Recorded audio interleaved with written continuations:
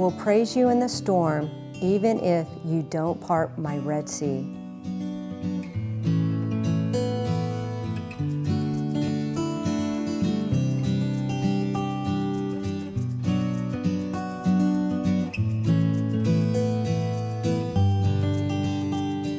Pastor Robert Morgan served his congregation in Nashville, Tennessee for over 40 years. He is a best-selling author with more than 35 books in print and over 5 million copies in circulation in multiple languages. And in the midst of pastoring his church and writing his books, he was the caregiver of his late wife of 43 years, Katrina, who battled multiple sclerosis and passed away in November of 2019. Today, he's not slowing down. God has him on a new path. This is his story.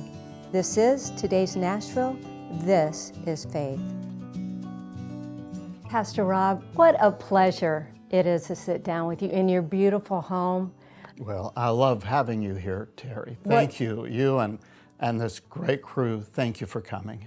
Well, you know, I just love everything that you're doing. You have been such a dear friend of ours and a pastor here in Nashville and so beloved and so many books. I have to tell you before we start, I had a friend of mine who had 5 bypasses and a heart valve repaired recently. And I went to visit them in the hospital and I grabbed one of your books. I always have your books on hand, The Red Sea Rules, and we're going to talk about that in a bit. But let's go back. I want everybody to know who you are and everything that you've done. It's amazing, the books that you have written and the people you touch. Let's go back to the beginning and your family and when it all started. And I want to know, you know, when God called you into ministry. Well, and it is all the Lord. It's none of me. It's all of Him. Whatever doesn't work, I'll take the responsibility for. But whatever has been of use is of Him. I grew up in East Tennessee in the mountains, between the Smoky Mountains and the Shenandoah. Sort of, we call it the Blue Ridge, right on the Tennessee-North Carolina border. And my parents were very wonderful parents. They were both genuine hillbillies from the head of hollers in the Tennessee and North Carolina hills. But they were very bright, had gotten a great education, were both school teachers. I was the only child until my sister was born about when I was 6 or 7. So I grew up, really, the first 6 years of my life, I didn't have any friends. I just lived, you know, alone with my parents who were both very busy. And I think I've been thinking recently that has served me well through life. I'm alone now, but I don't feel lonely. And I think that had something to do with it. I went through high school with both of my parents being my teachers. And then I graduated, went to Columbia International University in South Carolina. And that's when I really said to the Lord, whatever you want with me, I am willing. Now, I grew up with a Christian background, and I think that I knew the Lord. In fact, I don't remember a time when I didn't feel that I knew the Lord. But there came a point, and it was September the 2nd of 1971, when I just was so convicted that the Lord can't do anything with me until He has everything of me. And so I knelt down and really made that decision, and that was the most life-changing decision of my life. I was 19 years old. I think that all of us, all there is of me, needs to belong to all there is of Him, so that all there is of Him can empower and occupy and possess and use all there is of me. And that's sort of been my lifelong commitment. So I was there for 3 years, graduated in 1974, and then after graduation, I still didn't know what the Lord wanted me to do. I knew it was in some area of vocational ministry, but I led a team of preachers and singers that spent the summer in New England going to different camps. And one night I took a canoe out onto the lake. I was alone. It was, the moon was shining.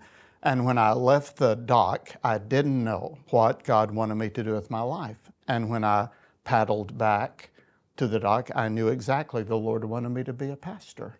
He just met with me on that lake and said, now I want you to leave here and be a pastor. So that's sort of a nutshell of how the Lord called me to do what I've done. So what did you do after that, and when did you meet Katrina? I met Katrina my senior year. She was from Maine and had moved to Florida as a secretary, and then had come to Columbia International University to be a student and to work on staff there. So we met during my senior year, but we didn't date.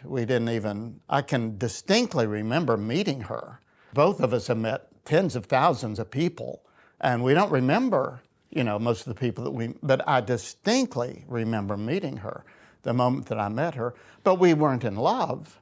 And when I graduated and left, I went on to Wheaton College, and she was back at Columbia, and there was, we didn't have technology back then, so we wrote letters to each other. It cost 13 cents. That was how much I paid for a date, about 2 or 3 times a week. And we kind of fell in love by writing letters. And then she came to East Tennessee to meet me for a few days. And I didn't really intend to propose. I sort of accidentally proposed. We were sitting in the front seat of a car waiting for someone, and we were just talking about this long distance thing. And I said, if we don't get married, we'll never get to know each other or fall in love. And she looked at me and she said, is that a proposal? And I hadn't really planned to propose, but I said, well, I guess it is. And she laughed and said, that's the funniest proposal I've ever had. And then I wondered how many she had, but did you ask her? No, I never did.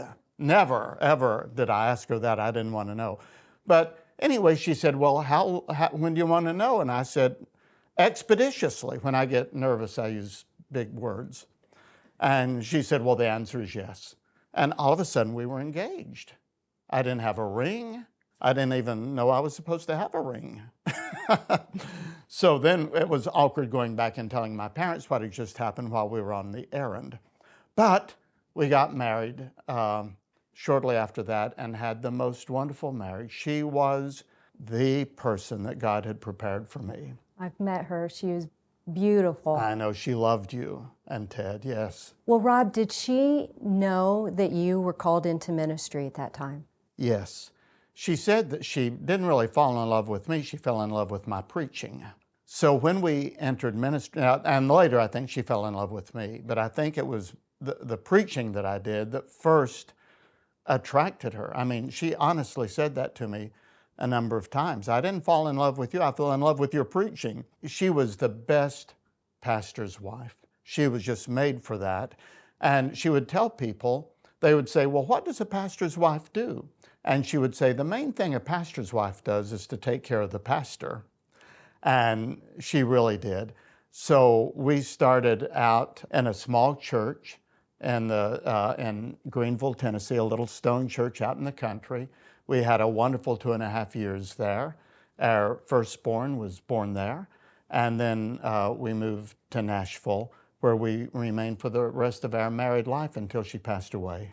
Pastor Rob, we're going to pick up on that because God changed your life and is leading you down a new path. And we're going to talk about it when we come back.